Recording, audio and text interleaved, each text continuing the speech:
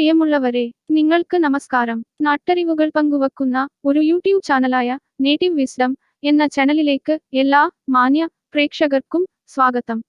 നിങ്ങൾ ഈ video ഇഷ്ടപ്പെടുന്നുവെങ്കിൽ like ചെയ്യുവാനും ഷെയർ ചെയ്യുവാനും മറക്കരുത്. നിങ്ങൾ എൻ്റെ ഈ ചാനൽ സബ്സ്ക്രൈബ് ചെയ്യുകയാണെങ്കിൽ ഇതുപോലെയുള്ള കൂടുതൽ വീഡിയോകൾ നിങ്ങളിലേക്ക് എത്തിച്ചേരുന്നതായിരിക്കും. അപ്പോൾ നമുക്ക് വീഡിയോയിലേക്ക് കടക്കാം. ശംഖിൻഡാകൃതിയുള്ളതും ഔഷധഗുണമേറിയതുമായ ശംഖുപുഷ്പം ഹൈന്ദവ പുരാണങ്ങളിലും വാസ്തുശാസ്ത്രത്തിലും വളരെ പവിത്രമായ സ്ഥാനമുള്ള ഒരു സസ്യമാണ്.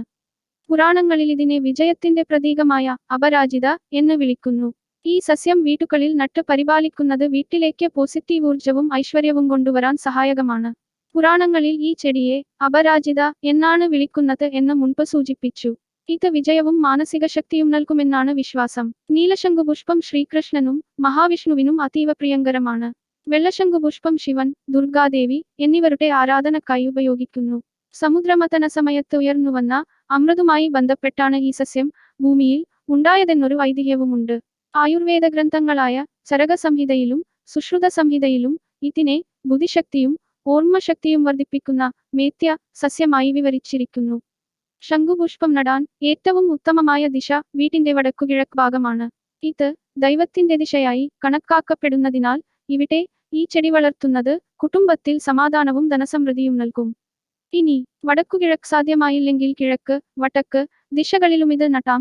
ഇങ്ങനെ വീട്ടിലെ നെഗറ്റീവ് ഊർജത്തെ ഇല്ലാതാക്കാൻ സഹായിക്കുന്നു. വീട്ടിന്റെ പ്രധാന കവാടത്തിന്റെ വലതുവശത്തായി ഇത് നടുന്നത് ഐശ്വര്യപ്രദമാണ്. ശംഖുപുഷ്പത്തിന്റെ ഉണങ്ങിയ വിത്തുകൾ പാകിയാണ് പുതിയ തൈകൾ മുളപ്പിക്കുന്നത്. നല്ല നീർവാർച്ചയുള്ള സ്ഥലങ്ങളിലോ മണ്ണും ജൈവവളവും കലർത്തി ചട്ടികളിലോ നിലത്തോ നട്ടാം. ശംഖുപുഷ്പം നന്നായി പൂവിടാൻ ദിവസവും കുറഞ്ഞത് 4 മുതൽ 6 വരെ മണിക്കൂർ നേരിട്ടുള്ള സൂര്യപ്രകാശം ആവശ്യമാണ്.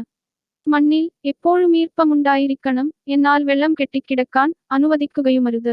വേനൽക്കാലത്ത് ദിവസവും നനയ്ക്കുക.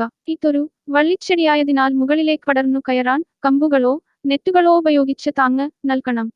ചെടി നന്നായി പടർന്നു പന്തലിക്കാനും കൂടുതൽ പൂക്കൾ ഉണ്ടാകാനും ഉണങ്ങിയ ഇലകളും കമ്പുകളും കൃത്യമായി വെട്ടിമാറ്റുക. വടക്കുകിഴക്ക് ദിശ കൂടാതെ കിഴക്ക്, വടക്ക് ദിശകളിലും അപരാജിത ചെടി നട്ടുപരിപാലിക്കാം. ഈ ദിശയിൽ ശംഖുപുഷ്പം വളരുന്നത് വീട്ടിൽ പോസിറ്റീവ് എനർജിയെ ആകർഷിക്കുന്നു. അടുത്ത ഒരു വീഡിയോയിൽ നമുക്കിനിയും അറിവുകൾ പങ്കുവെക്കാനായി കണ്ടുമുട്ടും വരെ ബൈ.